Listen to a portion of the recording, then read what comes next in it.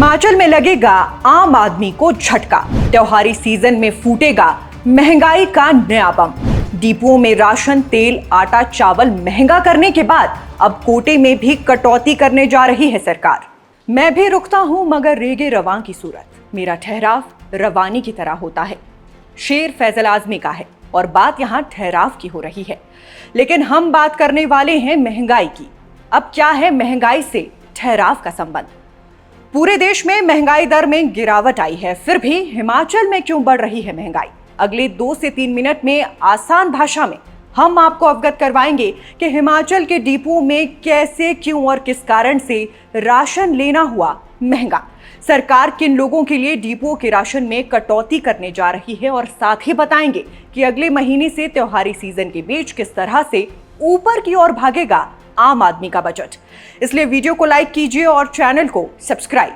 नहीं है उत्पादन तो कम मिलेगा राशन, ये हिमाचल के व्यवस्था परिवर्तन का नया फॉर्मूला है।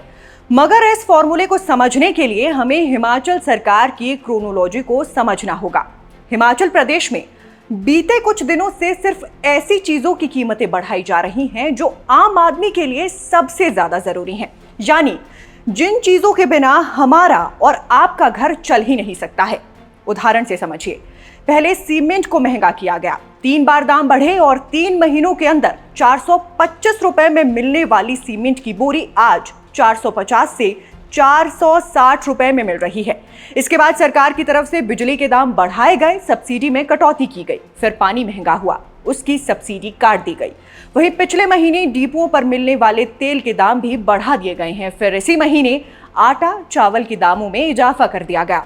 9 साढ़े 9 रुपए का आटा अब 12 रुपए में मिलेगा। इसी तरह 10 रुपए किलो वाला चावल अब 13 रुपए में सरकार बेचेगी। साथ ही हैरानी वाली बात तो यह है कि सुख सरकार ने एपीएल के साथ साथ बीपीएल कोटे के राशन कार्ड धारकों के लिए भी राशन की दरों में बढ़ोतरी की है। मगर इस सब के इतर अब नई बात यह सामने आ रही है कि अगले महीने से कोटे से मिलने वाले राशन में भी कटौती की जाएगी।